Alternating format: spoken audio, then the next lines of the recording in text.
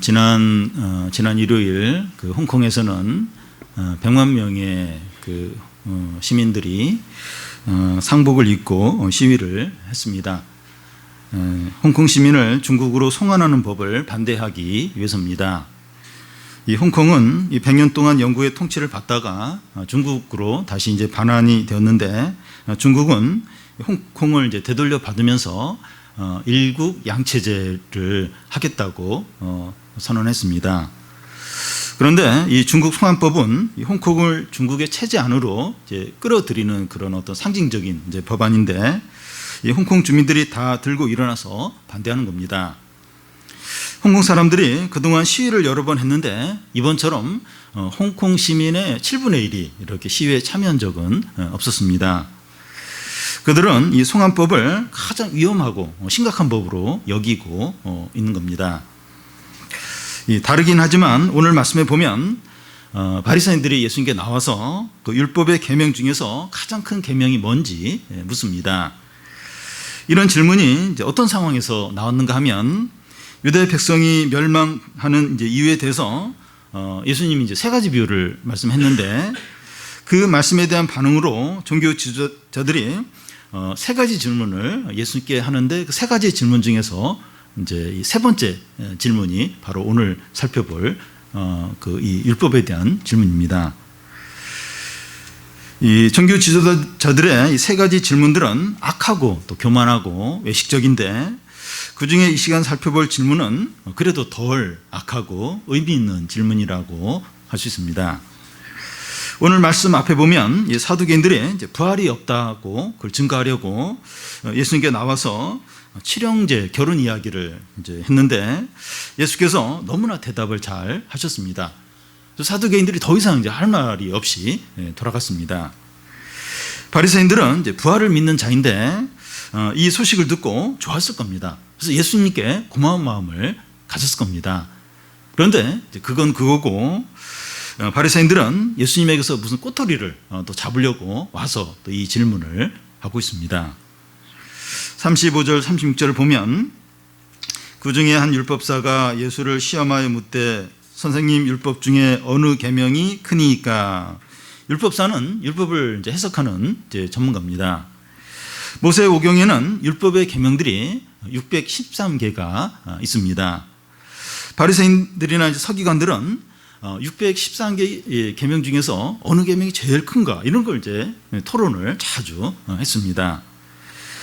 그들은 나름대로 이제 계명 중에서 가장 크고 첫 번째 되는 계명은 이제 이런 계명이다 하는 걸 이렇게 좀 이렇게 정했을 겁니다. 근데 그들이 예수님께 이런 질문을 하는 이유는, 만약 예수께서 그들이 생각하는 계명 말고 덜 중요한 계명을 이제 말하면 그걸 문제 삼고 무시할 생각이었습니다. 예수님은 뭐라고 대답을 하십니까? 37절에서 40절까지를 보면, 예수께서 이르시되 내 마음을 다하고 목숨을 다하고 뜻을 다하여 주 너희 하나님을 사랑하라 하셨으니 이것이 크고 첫째 되는 계명이요 둘째도 그와 같으니 내 이웃을 내 자신같이 사랑하라 하셨으니 이 2 계명은 온 율법과 선지자의 강령이니라. 예수님은 이제 2가지를 말씀하시는데, 하나님을 사랑하고 이웃을 사랑하라는 겁니다. 이 2 계명이 온 율법과 선지자의 강령이라고 하는데, 율법과 선지자는 구약 성경을 말합니다. 이 구약 성경의 요약이고 핵심이고 근본이 뭔가 하면 하나님을 사랑하고 이웃을 사랑하는 겁니다. 로마서에서 사랑은 율법의 완성이라고 했습니다. 다시 말해서 하나님을 사랑하고 이웃을 사랑하면 하나님의 모든 율법의 말씀을 지킨 것이 된다는 겁니다. 무슨 말인가 하면, 우리가 지켜야 될 모든 말씀들은 하나님을 사랑하고 이웃을 사랑하라 하는 거기서 나온다는 겁니다. 그러면 이 크고 첫 번째 되는 계명을 한번 자세히 살펴보겠습니다. 이 37절을 다시 보면, 내 마음을 다하고 목숨을 다하고 뜻을 다하여 주 너희 하나님을 사랑하라. 이 계명은 신명기 이제 6장 5절의 말씀인데요. 신명기 6장 4절 5절을 다시 한번 보면, 이스라엘아 들으라. 우리 하나님 여호와는 오직 유일하신 여호와시니 너는 마음을 다하고 뜻을 다하고 힘을 다하여 내 하나님 여호와를 사랑하라. 신명기 말씀과 마태복음 말씀이 약간 차이가 있는데 본질적으로는 같습니다. 여기서 내 마음이라고 하는 것은, 이 마음이라고 하는 것은 지정의의 좌소, 지정의의 이제 자리고, 또 여기서 목숨은 생명 혹은 영혼을 가리키고, 여기 뜻이라고 하는 것은 지적인 생활의 어떤 중심을 가리킵니다. 그래서 내 마음과 내 목숨과 내 뜻을 다하여 하나님을 사랑하라 하는 것은 자신의 전인격으로, 자신의 모든 것으로 사랑하라는 겁니다. 자신의 생각과 감정과 의지와 상상력과 시간과 물질과 재능과 소유로 하나님을 사랑하라는 겁니다. 또 여기서 내 마음을 다하여, 내 목숨을 다하여, 내 뜻을 다하여 하면서 이 다하여, 다하여라고 3번 반복하고 있는데, 모든 것에 힘을 다 쓰면서 최선을 다하라는 겁니다.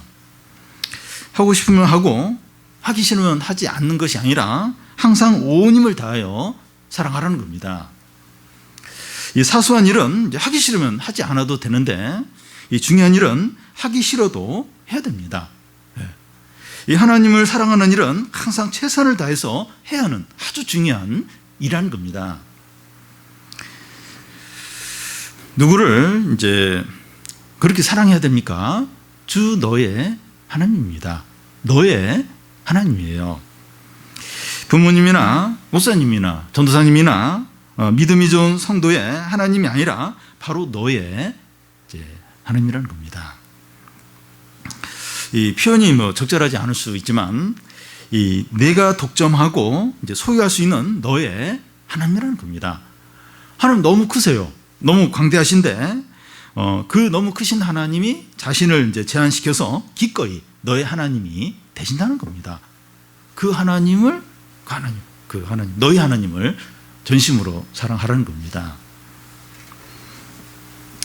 근데 우리가 이제 이런 말씀을 들을 때 이제 우리 안에 이제 떠오르는 생각이 뭔가 하면, 왜 내가 하나님을 이렇게 사랑해야 하는가? 이런 말씀이 이제 강요를 받는 것 같고 부당하게 여겨질 수 있습니다. 사랑이라는 건 자연스럽게 나오는 건데 누구를 막 사랑해라. 예를 들어서 이제 부모가 이제 그 자녀에게, 그 딸에게 부모가 마음에 드는 어떤 남자가 있어요. 그래서 딸한테 그 남자를 사랑하라고 막 강요를 하면 이 딸은 굉장히 뭐 이렇게 힘들게 강요로 이제 느껴질 수 있을 겁니다. 그러니까 그와 같이 하나님을 온 마음으로 사랑하라 이럴 때 막 강요로 이제 느껴지고 부당하게 여겨질 수 이제 있다는 겁니다. 부모가 자녀에게 그 예배 드려야 한다, 또 성경 읽어야 한다 할 때 왜 내가 그렇게 해야 하는지 부당하게 느껴질 수 있습니다. 사역자가 젊은 청년들에게 죄를 버리고 하나님 뜻대로 살아야 된다 이렇게 할 때 내가 왜 그렇게 해야 되는지 강요받는다는 그런 생각이 들 수 있습니다. 우리가 하나님을 전심으로 사랑한다면 이런 것을 하고 저런 것을 하지 않는 것에 대해서 아무 문제를 느끼지 않게 되는데, 하나님을 사랑하지 않는데 이런 것을 하고 저런 것을 하지 말라 그렇게 하면 화가 나고 싫은 겁니다. 여러분, 내 마음과 목숨과 뜻을 다하여 하나님을 사랑하는 이 계명의 이 바닥에 있는 말씀이 이제 무엇인가 하면, 너를 향한 하나님의 전적인 사랑에 반응하라는 겁니다. 그러니까 내 마음을 다해서 하나님 사랑하라. 그 얘기, 그 계명의 그 바닥이 뭔가 하면 하나님이 너를 전적으로 사랑하는데 그 사랑에 보답하라 하는 그 말씀이 그 바닥에 깔려 있습니다. 하나님의 지극히 크고 깊은 사랑에 보답을 하라는 겁니다. 그게 이제 전제가 이제 되어 있는 겁니다. 여러분, 하나님은 우리를 사랑하십니다. 하나님 우리를 어떻게 사랑하십니까? 로마서 5장에 보면, 우리가 아직 연약할 때 기약대로 그리스도께서 경건하지 않은 자들을 위하여 죽으셨도다. 의인을 위하여 죽는 자가 쉽지 않고 선인을 위하여 죽는 자가 혹 있거니와, 우리가 아직 죄인 되었을 때 그리스도가 우리를 위하여 죽으심으로 하나님께서 우리에 대한 자기의 사랑을 확증하셨느니라.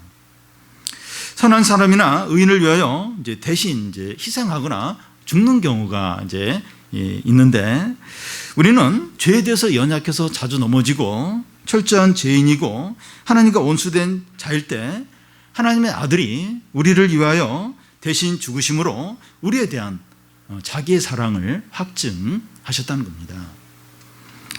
하나님 우리를 사랑하신 데 증거가 있느냐? 십자가는 아무도 부인할 수 없는 너무나 중요한 증거입니다. 이사야 53장에 보면 그가 찔림은 우리의 허물 때문이요 그가 상함은 우리의 죄악 때문이라. 그가 징계를 받음으로 우리는 평화를 누리고 그가 채찍질에 맞음으로 우리가 나음을 받았느니라. 우리의 죄악에 대해서 우리가 받을 심판을 하나님께서 자기 독생자들에게 받게 하심으로 우리에 대한 자기의 사랑을 확증을 하셨습니다. 하나님의 아들이 우리가 받을 고난과 형벌을 다 받으셨다면 그것들이 우리에 대한 그 하나님의 사랑의 증거가 아니겠습니까? 내가 받을 모든 그런 형벌, 고난을 아들이 대신 받게 하셨어요. 하나님 그 독생자들. 그게 바로 우리에 대한 사랑의 증거, 너무나 분명한 증거가 아닙니까? 고린도후서 9장에 보면 그리스도가 가난하게 되심은 우리를 부유하기 위해서라고 하십니다. 그리스도가 가난해지셨어요. 너무나 이렇게 비천해 주셨어요. 우리를 부유하게, 풍성하게 하기 위해서라고 하고, 요한복음 13장에 보면 예수께서 세상에 있는 자기 사람을 사랑하되 끝까지 사랑하신다고 합니다. 끝까지.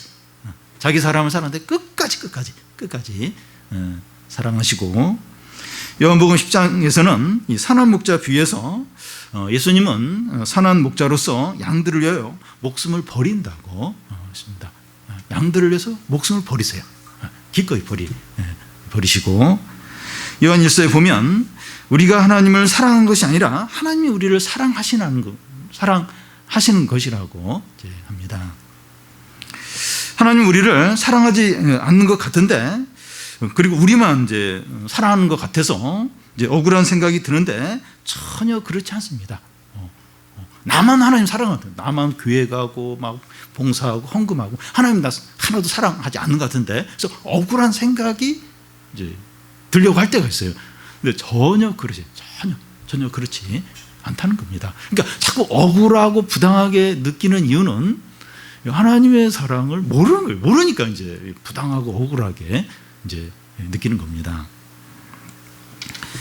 여러분, 우리가 이 호흡을 하고 있고 또 살 집이 있고 가족이 있고 학교를 다니고 또 직장 생활을 하는 것이 하나님의 은혜이고 사랑입니다. 그런데 그것에 더하여 우리 죄를 위하여 독생자를 죽게 하셔서 죄 용서를 받게 하고 영생을 얻게 하고 하나님 나라를 소유하게 하신 것은 너무나 큰 사랑입니다. 이 시간 하나님께서 우리의 눈과 마음과 감각들이 깨어나게 하셔서 하나님의 사랑을 조금이라도 느끼게 되기를 바랍니다. 사랑이 작으면 잘 느끼는데 사랑이 너무 크면 못 느낍니다. 친구가 음료수 한 잔 사주면 너무 고마워요. 너무 고마워하는데 부모의 희생적이고 헌신적인 사랑은 잘 못 느껴요. 누가 밥 한 번 사면 너무 좋아요. 저 사람밖에 없다고. 근데 부모의 그 오랜 수고에 대해서는 당연하게 여기고 전혀 그걸 사랑으로 이제 못 느낍니다.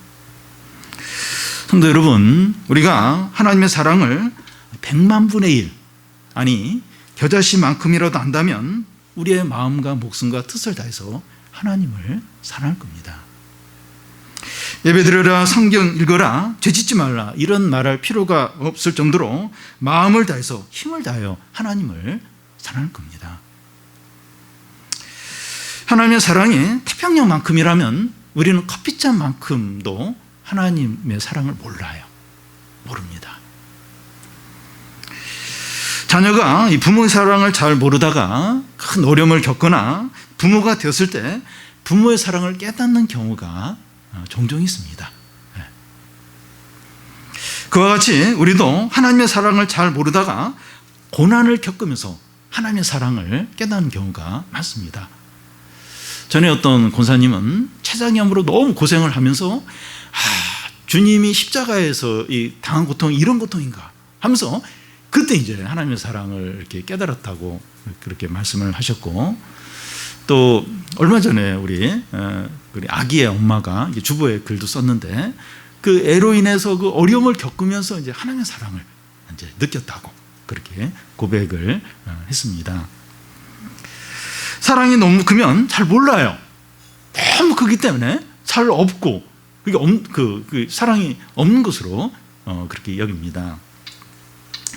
하나님께서 우리에게 큰 은혜를 부어주시고 또 성령을 주셔서 하나님의 사랑을 느끼고 깨닫고 맛보게 되기를 원합니다.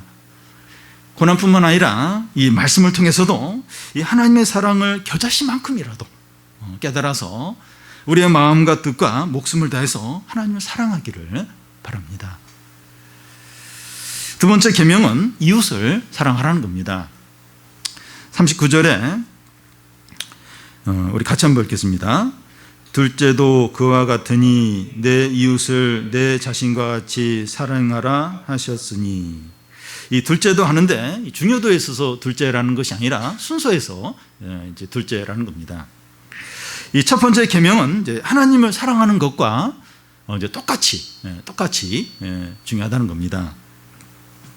이 계명은 레위기 19장 18절에 나옵니다. 어떤 사람들은 이 계명에 대해서 먼저 우리 자신을 사랑하고 그 다음에 이제 이웃을 사랑하라는 그런 뜻으로 이해를 하는데 그렇지 않습니다.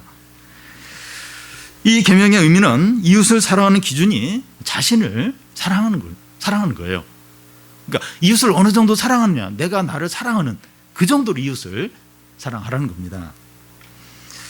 이 같은 말씀이 남에게 대접받고 싶은 대로 너도 남을 대접하라, 같은 말씀입니다. 요한복음 13장에서는 그 예수님은 제자들에게 내가 너희를 사랑한 것이 너희도 서로 사랑하라고 이렇게 하셨습니다. 예수께서 우리를 위하여 대신 죽으시면서 사랑하신 것처럼 너희들도 서로 사랑하라는 겁니다. 훨씬 이제 깊은 이제 사랑을 이제 말합니다. 그러면 이웃을 내 자신처럼 사랑하라고 하시는데 이웃이 누구일까요? 이제 이게 중요해요. 그러니까 이웃을 내 몸처럼 사랑하라. 이웃이 누굽니까? 이웃의 범위를 어디까지 잡아야 됩니까? 이 마태복음 5장에 보면 이 원수를 사랑하라고 합니다. 서로 잘 해주고 또 친한 사람들만 사랑하는 것은 아무런 상이 없다는 거예요. 악인들도 폭력배들도 그렇게 한다는 거예요. 그 정도는 악한 자들도 다 그렇게 한다는 겁니다. 그래서 이웃은 원수까지도 포함합니다. 이 누가복음 10장에 보면 오늘 말씀이 나오는데 이 바리새인들이 예수님께 그 이웃이 누구냐고 이제 질문합니다. 그때 예수께서 선한 사마리아 비유를 말씀합니다. 예루살렘에서 여리고로 가는 길에 어떤 유대인이 강도를 만나서 쓰러졌습니다. 근데 레위인이 그 옆을 지나가다가 강도 만난 사람을 보지만 그냥 지나쳐 버리고, 또 잠시 후에 제사장이 그 옆을 지나가다가 또 이 사람을 보고 그냥 지나쳐 버립니다.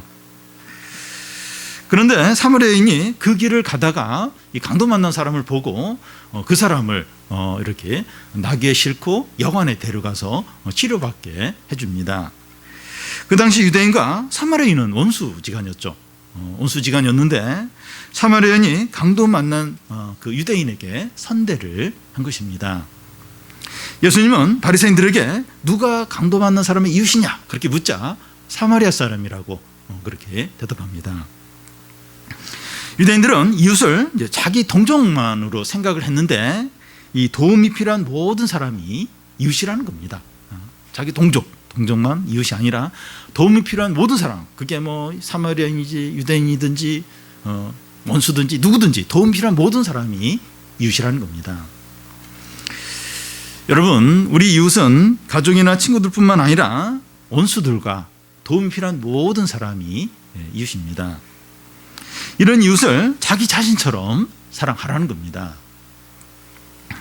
우리 중에 이 말씀을 들으면서 답답하고 또 지나치고 부당하다 이렇게 여겨지는 분이 있을 수 있습니다. 아니, 우리 가족이나 이 친구도 지금 사랑하기 벅찬데 어떻게 원수들과 도움이 필요한 모든 사람들까지 사랑할 수 있을까? 불가능하다고 그렇게 말할지 모릅니다.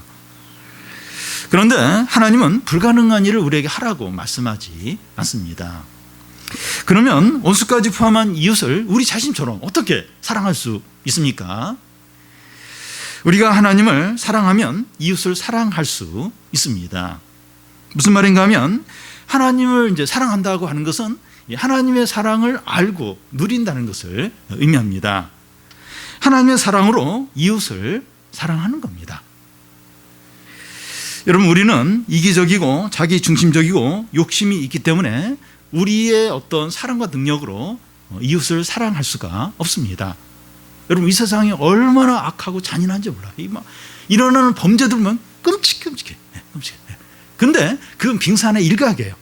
그런 범죄들도 있고 그런 범죄는 아니지만 서로 해치고 물어뜯고 빼앗고 짓밟고 이런 일이 얼마나 많은지 몰라요.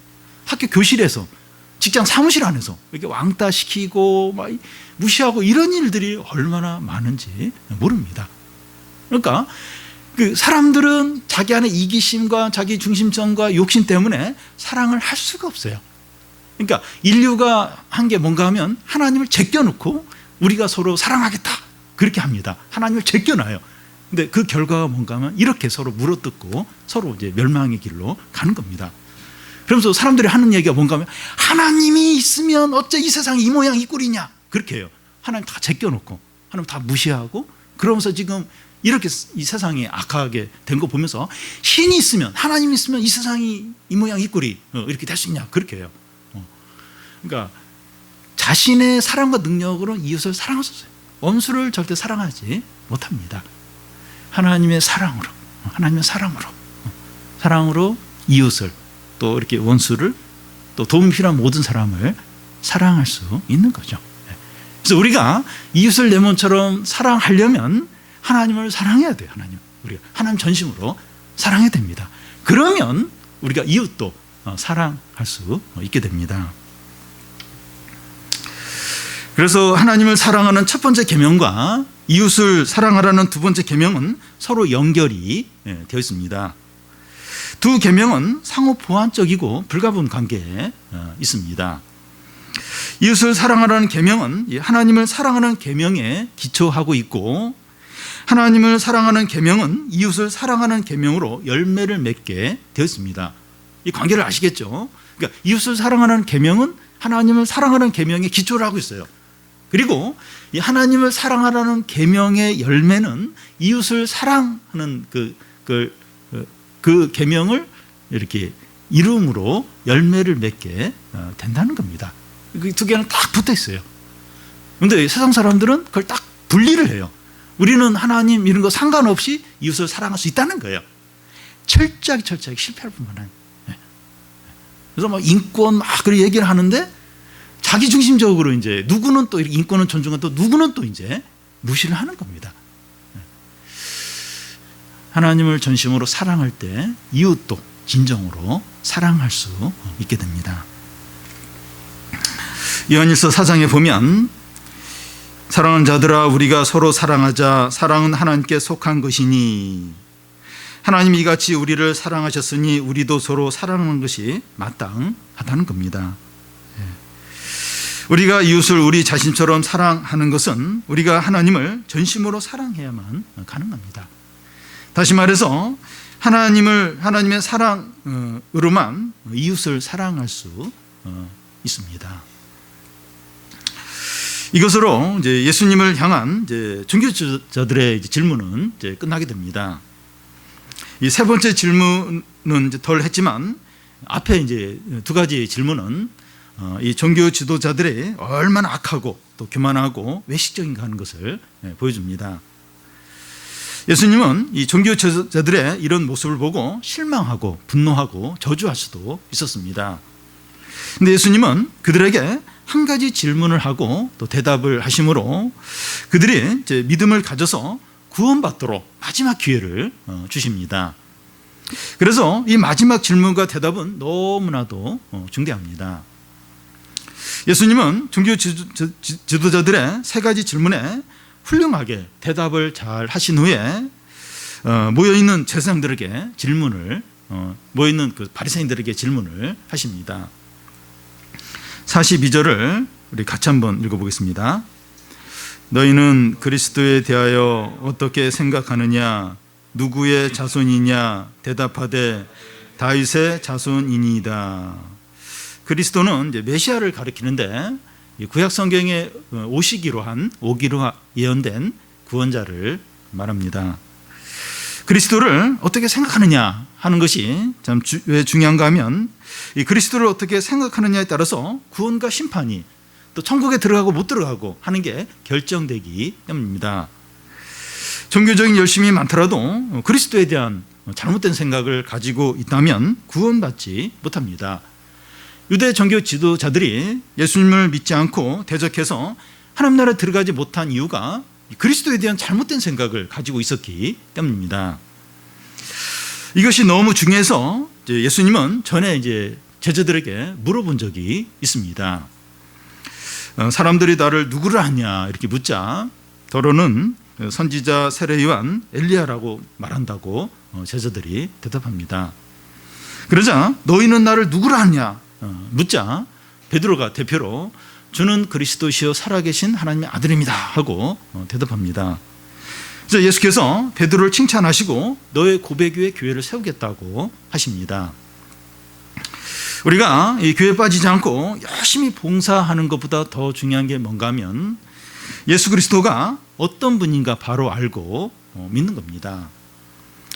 예수께서 이 그리스도를 어떻게 생각하느냐 그들에게 묻자 이 바리새인들은 다윗의 자손이라고 대답합니다. 이런 대답은 이 그리스도에 대한 유대인들의 전형적인 그런 그 대답입니다. 그리스도가 다윗의 자손이라는 것은 맞습니다. 그동안 유대인들이 예수님을 다윗의 자손이라고 불렀는데 예를 들어서 그 여리고성에서 이 소경거지가 이제 그 예수님을 다윗의 자손 예수여 우리를 불쌍히 여기소서 그렇게 외쳤고 며칠 전 예루살렘 입성할 때 순례객들이 호산나 다윗의 자손이여 하면서 노래를 했습니다. 예수님께서는 자신들이 그를 이제 다윗의 자손이라고 부르는 것에 대해서 가만히 계셨어요. 아니다 그렇게 하지 않고 가만히 다 들으셨습니다. 그것은 그리스도가 다윗의 자손이 맞다는 거예요.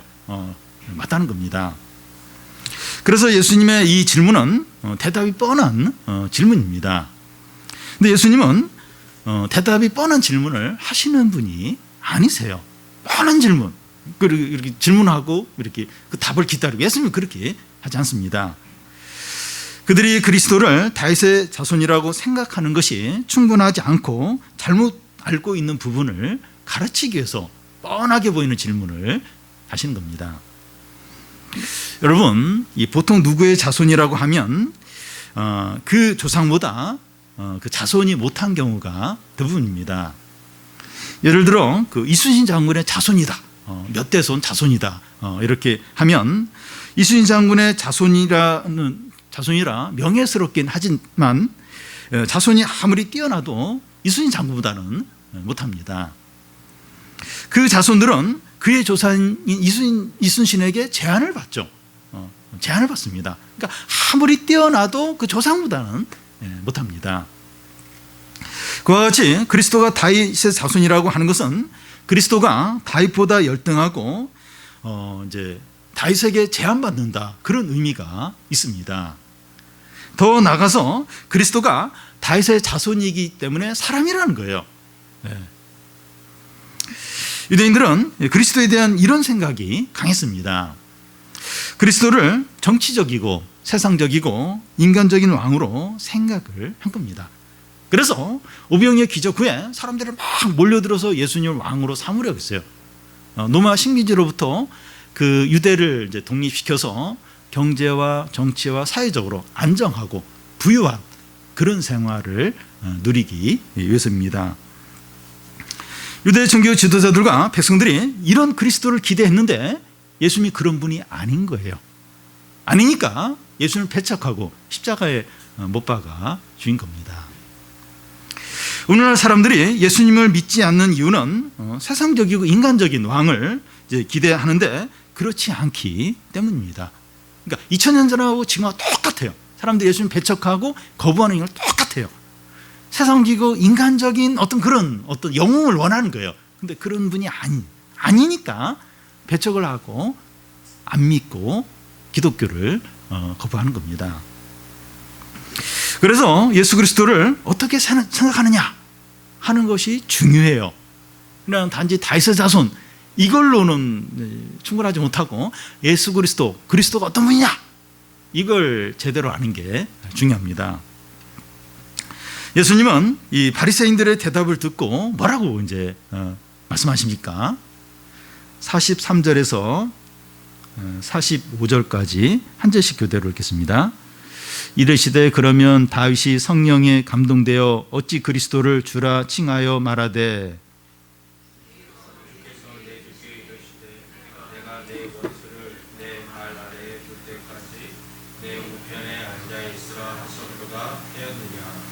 다윗이 그리스도를 주라 칭하였은즉 어찌 그의 자손이 되겠느냐 하시니. 유대인들이 그리스도를 다윗의 자손으로 믿었습니다. 그런데 정작 다윗은 그리스도에 대해서 어떻게 말하고 있습니까?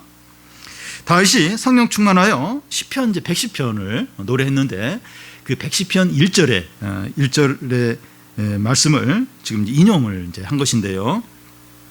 주께서 내 주께 이르시되 내가 내 원수를 내 발 아래 둘 때까지 내 우편에 앉아 있으라 하셨다는 겁니다. 여기서 이 주께서가 나오고 또 내 주께서가 이제 나오는데 이 앞에 주는 그 여호와 하나님을 가리키고 바로 이어서 나오는 주는 그리스도 곧 예수님을 가리킵니다.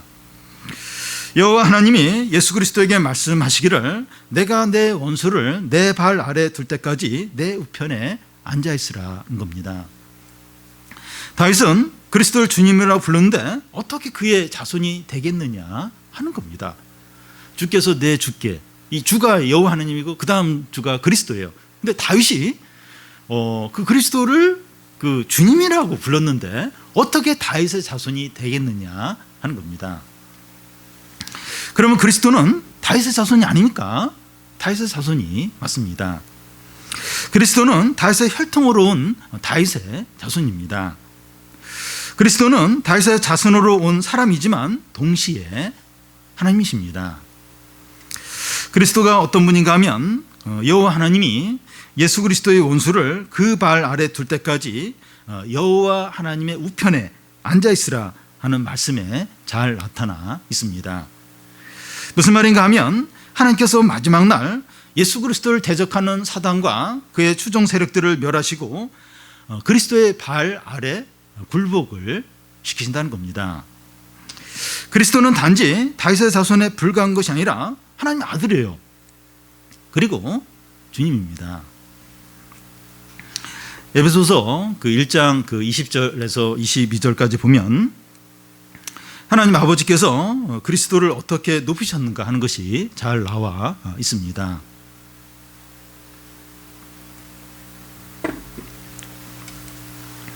하나님께서 그의 능력으로 죽은 자 가운데서 그리스도를 다시 살리시고 하늘에서 자기 오른편에 앉히사 모든 통치와 권력, 권세와 능력과 주권과 이 세상뿐만 아니라 오는 세상에 일컫는 모든 이름 위에 뛰어나게 하시고 또 만물을 그의 발 아래 복종하게 하시고 그를 만물 위의 머리, 교의 머리로 삼으셨습니다.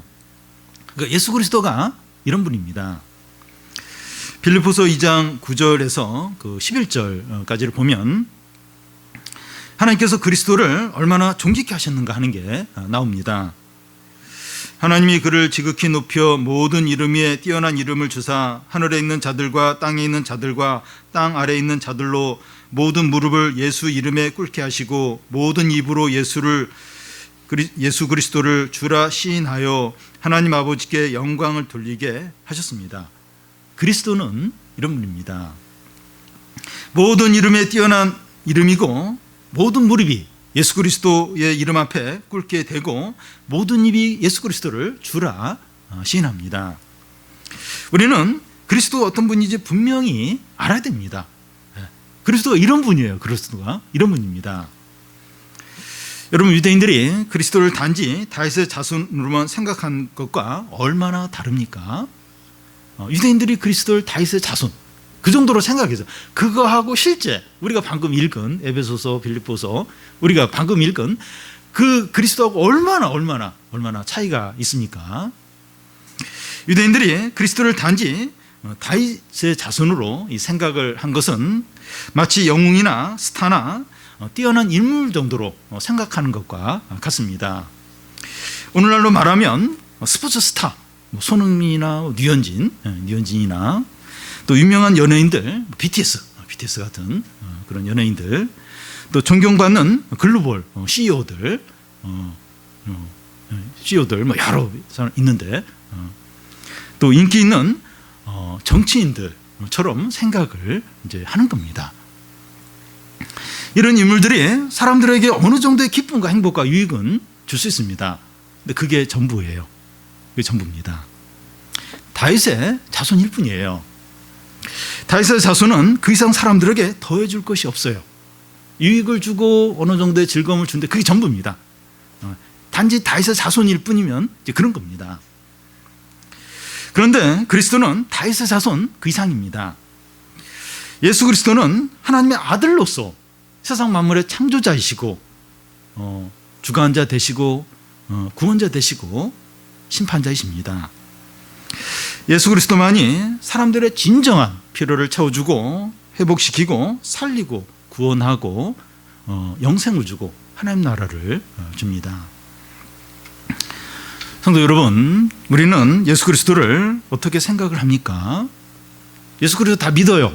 근데 예수 그리스도 어떻게 생각을 합니까? 단지 다윗의 자손 정도로 여깁니까? 유대인들이 그렇게 생각했던 것처럼 단지 다윗의 자손, 그냥 뛰어난 어떤 인물, 우리에게 약간의 기쁨과 유익을 주는 그런 분들, 그냥 훌륭한 분, 대단한 분, 그런 정도로 여깁니까? 예수께 나올 때마다 약간의 기쁨과 어떤 위로를 기대하며 나옵니까? 교회 갈까 말까 하다가 그래도 가는 게 좀 낫겠지, 조금 어떤 위로를 이제 받을 수 있겠지, 그런 기대로 나옵니까? 아니면 하나님 곧 주님으로 여깁니까? 우리를 죄에서 구원하고 새롭게 하고 영생을 주시고 하나님 나라를 주시는 분으로 믿습니까? 우리는 예수님을 단지 훌륭한 분으로만 여깁니까? 아니면 하나님과 구원자로 믿습니까? 우리가 믿는 대로 받게 돼요. 그냥 단지 다윗의 자손, 그냥 뭐 좀 뛰어난 분, 나에게 약간의 즐거움과 위로를 주는 분으로 여기면 그냥 그것만 조금, 기분이 조금 좋아지는 그것만 받고 돌아가게 되고, 하나님과 구원자로 그렇게 믿고 나오면 엄청난 은혜와 축복과 생명과 지혜와 하나님 풍성함을 얻게 됩니다. 예수 그리스도가 단지 다윗의 자손이 아니라 하나님이시고 주님이시라면 우리는 예수 그리스도에 대해서 어떤 태도를 가져야 됩니까? 가장 큰 계명대로 하는 겁니다.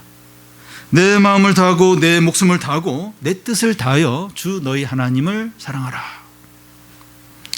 단지 다윗의 자손 정도라면 이렇게 할 필요가 없지만 하나님이고 주님이시면 이렇게 사랑해야 됩니다. 단지 다윗의 자손, 그러니까 뭐 스포츠 스타나 뭐 유명한 글로벌 CEO나 뭐 유명한 뭐 정치인 정도라면 그렇게 할 필요가 없어요. 마음을 다하여 사랑하고 그럴 필요가 없어요. 근데 예수 그리스도가 주님이고 하나님이시라면, 우리의 구원자라면 마음을 다해서 뜻을 다해서 사랑해야 합니다. 사람들은 자기에게 가치가 있고 의미 있는 것에 대해서 마음과 뜻을 다 쏟습니다. 세상 사람들은 다 그렇게 해요. 뭐 요리에 이렇게 뜻을 둔 사람이나 뭐 스포츠나 뭐 사업이나 또 이렇게 유명해지고 싶은 어떤 이렇게 연예인의 길을 가는 사람이나 거기에 마음과 뜻을 다 쏟습니다. 세상 사람은 다 그렇게 합니다. 우리에게 가장 가치 있고 의미 있는 존재가 무엇입니까? 한번 생각을 한번 해보십시오. 나에게 가장 가치 있고 의미 있는 존재가 뭡니까? 대학과 성공과 좋은 직장과 부자 되는 것과 친구와 가족과 건강과 인정받는 것과 세상 재미들과 여행과 취미생활과 자기가 하고 싶은 일들을 하는 것이 될 수 있습니다. 이런 것들이 나름대로 의미가 있고 유익할 수 있습니다. 그런데 변함없고 참되고 영원한 것이 무엇입니까? 앞에 예로 든 그런 것들이 나름대로 유익하지만 영원한 게 아니에요. 변질돼요. 일시적인 것들입니다. 그런데 영원하고 참되고 진실한 거, 변함이 없는 거, 그게 뭡니까? 우리의 마음과 힘과 생명과 시간과 모든 것을 다 쏟을 만큼 가장 참되고 가치 있는 게 뭡니까? 나의 모든 걸 다, 세상 사람들도 다 그래요. 자기가 의미 있는 거에 거기에 다 쏟아요. 우리의 힘과 우리의 가진 모든 걸 다 쏟을 수 있는 그런 가치 있는 의미 있는 게 뭡니까? 이런 것에 우리의 모든 것을 쏟아야 후회하지 않고 영원한 삶을 살게 됩니다. 성도 여러분, 하나님과 예수 그리스도와 성경 말씀 같이 진실하고 참되고 영원한 것이 있습니까? 혹시 세상에 그런 것이 있다면, 하나님 말씀만큼 가치 있고 영원한 것이 있다면 그것에 헌신해도 돼요. 그것에 다 쏟아부어야 돼요. 세상에 보니까 그런 게 있더라. 그런 게 하나님과 이 성경 말씀보다 더 참되고 진실하고 영원한 게 있더라. 그러면 거기에 자신의 모든 걸 다 쏟아야 됩니다. 왜냐하면 그건 가치 있는 거니까, 그 영원한 거니까. 그런데 그런 것이 없다면 하나님과 예수 그리스도를 마음과 뜻과 힘과 목숨을 다해서 사랑하시기를 바랍니다. 여러분, 사람은 두 가지 못해요. 결국 한 가지입니다. 한 가지를 중요하게 여기면 다른 건 소홀히 여길 수밖에 없습니다. 진짜 가치 있고 영원한 게 뭐냐? 거기에 우리의 마음과 삶의 우선순위를 다 두는 거죠. 그 나머지는 이제 두 번째, 세 번째인 거예요. 두 가지 다 못합니다. 한 가지. 그 가장 가치 있고 의미 있고 참된 게 뭡니까? 거기에. 그게 뭡니까? 하나님과 예수 그리스도죠. 하나님의 말씀이죠. 거기에 우리의 마음과 뜻과 목숨을 다 쏟는 거죠. 사랑하는 겁니다. 여러분, 이렇게 하는 것은 손해보는 거나 잃어버리는 거나 불행해지는 게 아닙니다. 예를 들어서 어떤 학생이 이제 명문대에 합격해서 이제 기숙사 생활을 해야 돼요. 그리고 공부할 게 많아서 이제 전처럼 놀지 못해요. 여러분, 그럴 때 그렇게 이제 제한받는 생활을 해야 될 때 이게 손해보는 거고 불행한 겁니까? 본인들이 그걸 불행으로 여겨요? 손해본다고 여깁니까? 그렇지 않죠. 기꺼이 그런 어떤 대가를 지불하죠. 기꺼이 기쁨으로 영광으로 생각하면서 지불할 겁니다. 우리가 하나님을 전심으로 사랑함으로 제한받는 것은 엄청나게 좋은 것을 얻는 거죠. 진정으로 행복해지는 거고 큰 축복을 받는 것이죠. 그렇지 않습니까? 여러분, 우리가 그 예수님을 믿는 것은 주일날 이제 교회에 오거나 봉사하는 것 같은 어떤 종교 생활을 말하는 것이 아니라 예수님을 마음을 다하여 사랑하는 겁니다.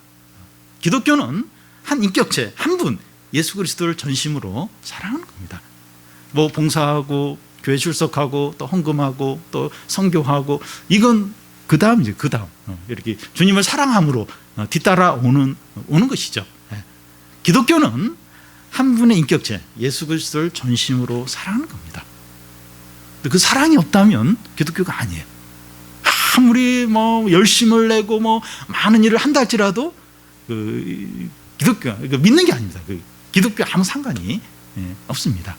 기독교는 우리가 예수를 믿는다고 하는 것은 예수님을 전심으로 마음과 뜻과 목숨을 다해서 사랑하는 겁니다.